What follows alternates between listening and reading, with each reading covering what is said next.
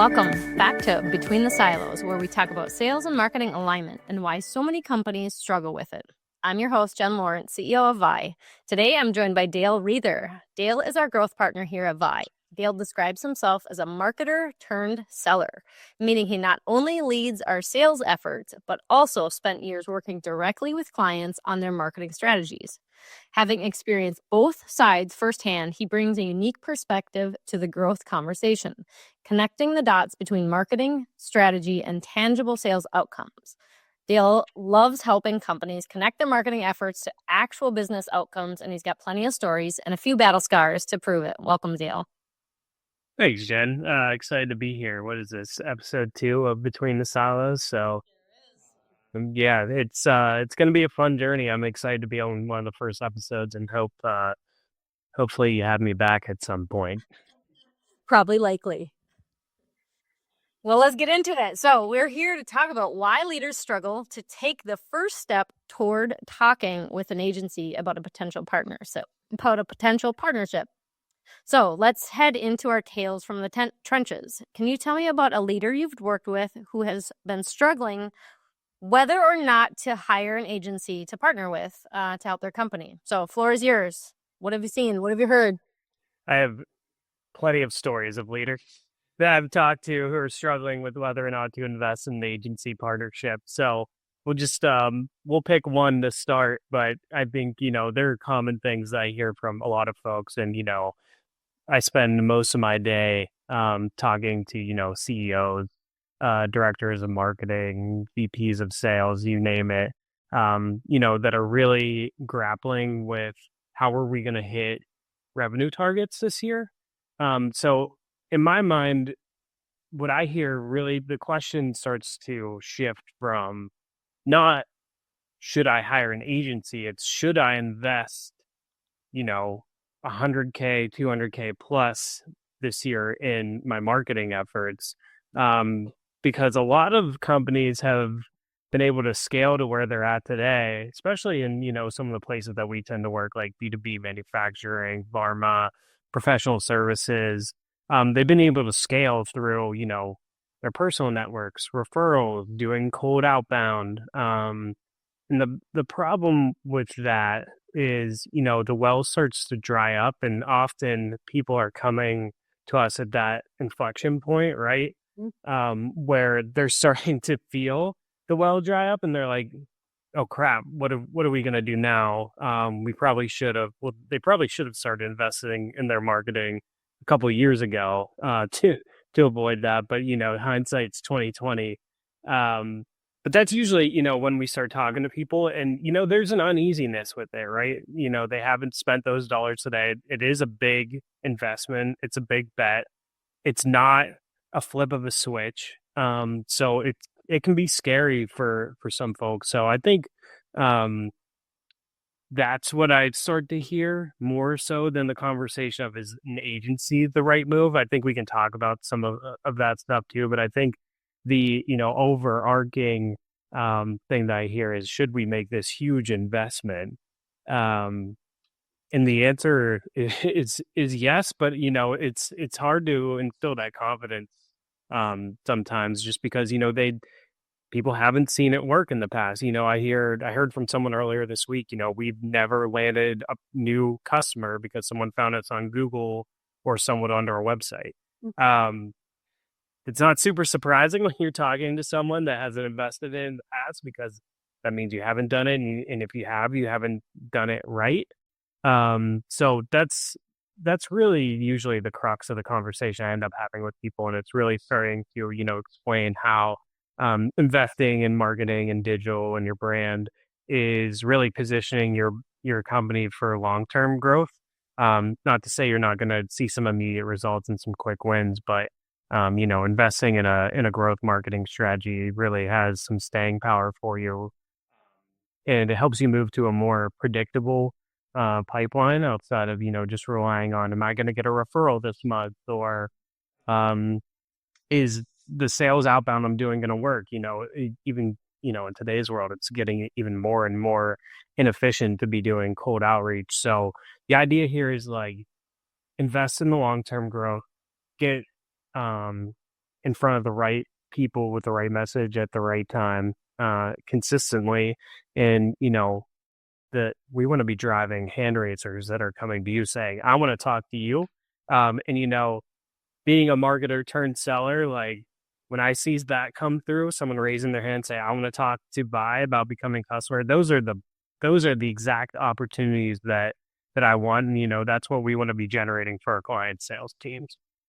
Such an interesting point, and especially, your marketer turned seller. Do you hear, I'm leading you here, of course, do you hear ever that companies are comfortable spending $100K or $200K on a salesperson, and that's like very normal, even though they know it'll take them 6, 9, 12 months to really be probably producing anything. But marketing is seen so differently as like such a risk or such a big investment, and they're not sure on their return of that. Do you ever run into that where they're like, well, maybe I'll just hire a salesperson versus a marketing agency? 100%. I mean, same story I was just talking about, talking to someone earlier this week. That was one of the things that he brought up. And there's risk with all of it, right? Like you're making a bet no matter what. But you know, with hiring a seller, you're not investing in the brand. You're constantly chasing that short-term gratification. It's not to say it's not important in an important piece of the puzzle. It is. But you need both working in tandem. You run the risk whenever you just focus on hiring salespeople. Are they going to be effective?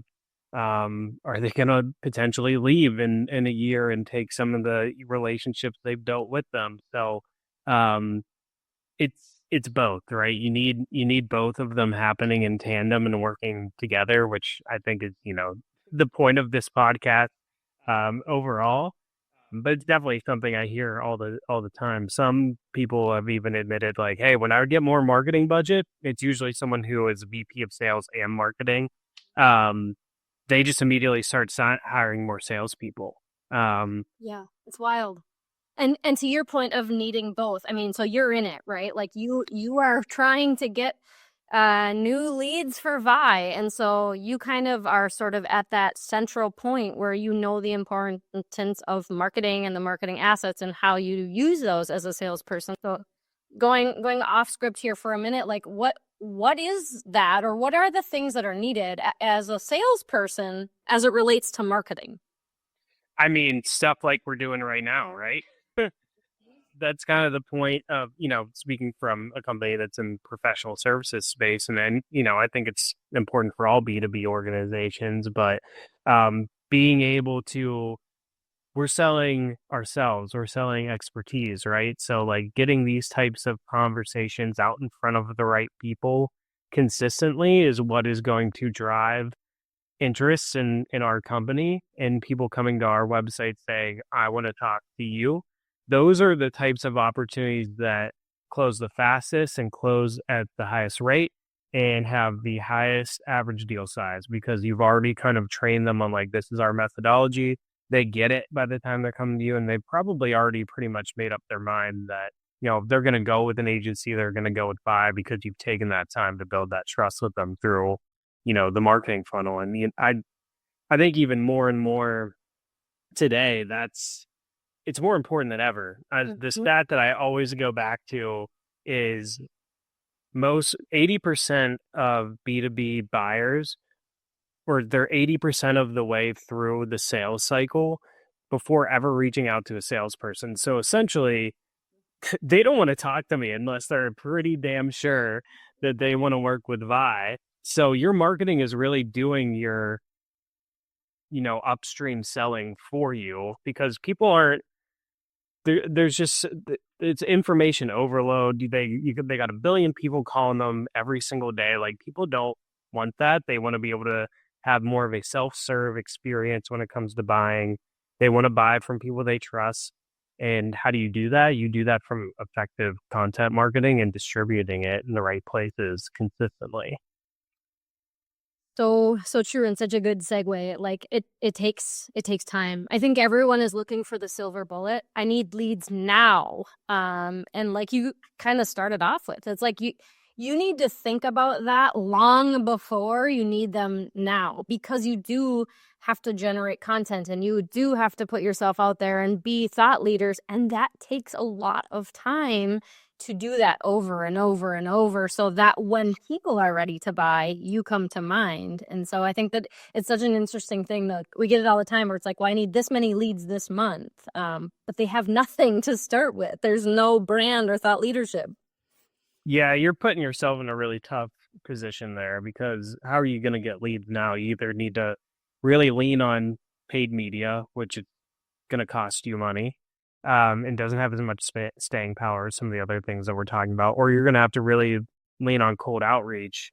And both are ineffective whenever it comes to, I'm not saying it's never going to work, but your close rate is way, way, way lower on that stuff because these people didn't know you yesterday, they know you today, and you're kind of forcing that meeting. They probably weren't in market and they don't trust you yet. So it puts you in a tough position whenever you're relying so heavily on that to hit your goals for the year because it's time consuming, it's expensive, and it's inefficient. Absolutely. So then the question, why do leaders struggle with it? Why is it so difficult for them to make this decision? It seems obvious to us, right? But to so many leaders out there, it's very anxiety inducing. So why is that in your opinion? I mean, I think there's a couple of things that you pointed to the instant gratification. I mean, I think people think they're being successful just because they're getting new names into their CRM. But at the end of the day, if those names aren't turning into qualified opportunities and ultimately sales and new customers, like you're kind of just fooling yourself with thinking that that kind of activity is being successful for you. So I think part of it is they want to feel that instant gratification. I get it. It can be anxiety inducing to say like, hey, this might take a couple months for us, but once we get the engine going, we're going to be delivering way more qualified opportunities that are ready to buy directly to your sales team. I just think people have a hard time kind of grappling with that. I think the other one that I hear a lot is we've tried marketing before, but it failed. And then I start to really dig into that comment of like, well, what did you try? What kind of resources did you have against it? What was your strategy? And the answers I usually get back are not great, and it's some sort of, well, let's just smatter whatever we can against them all to see what sticks. And that's a very easy way to burn marketing budget quickly. Oh, that one just pains my soul. We hear that one all of the time. I've tried it and it doesn't work. And it's, to your point, it's like not all marketing is equal, and it's not saying any of it is bad.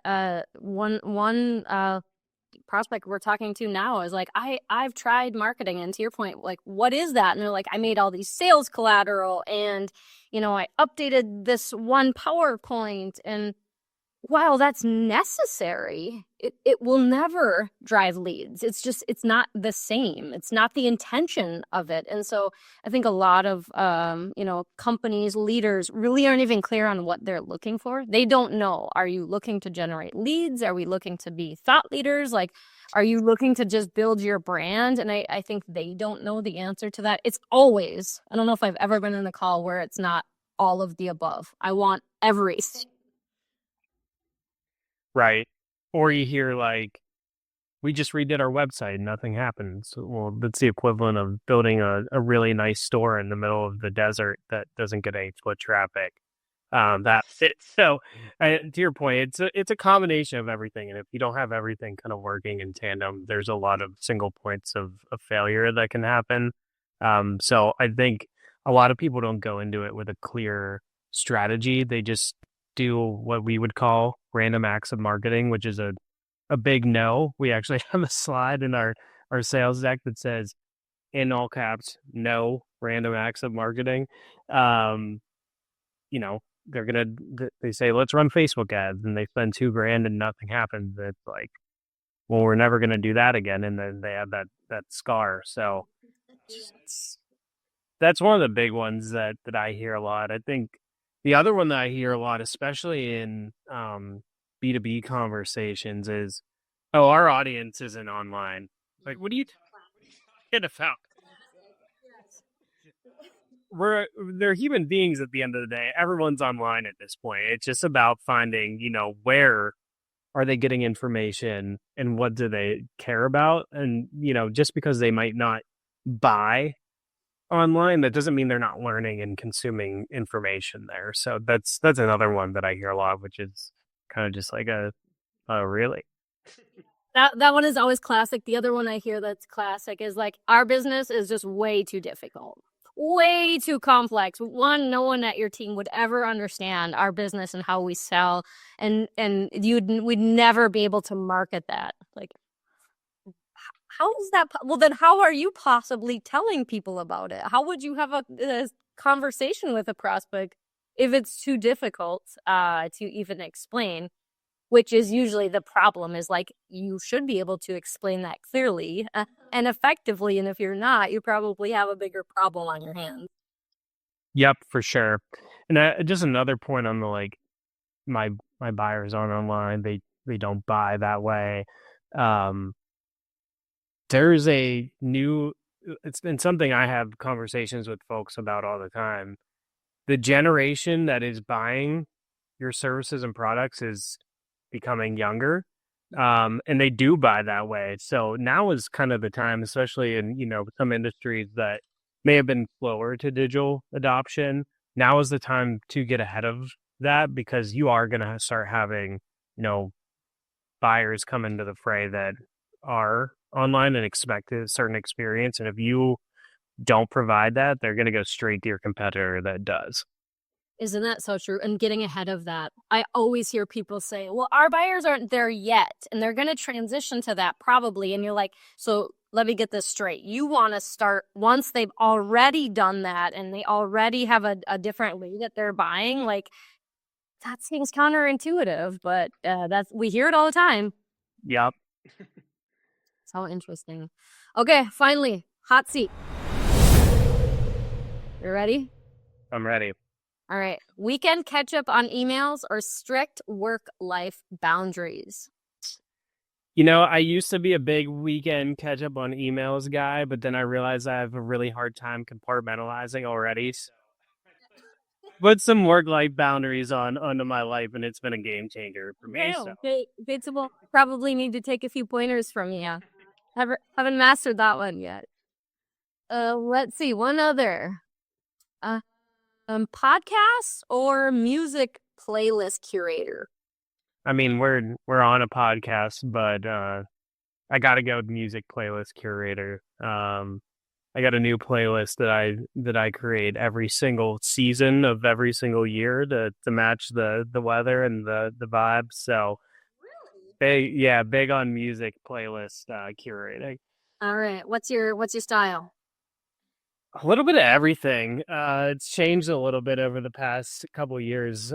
Randomly got into bluegrass a lot, which is not something I ever thought I'd say a couple of years ago. But the only I'd say everything except for like I can't get into the screamo death metal stuff. But if good music is good music, I'm agnostic of genre, I think.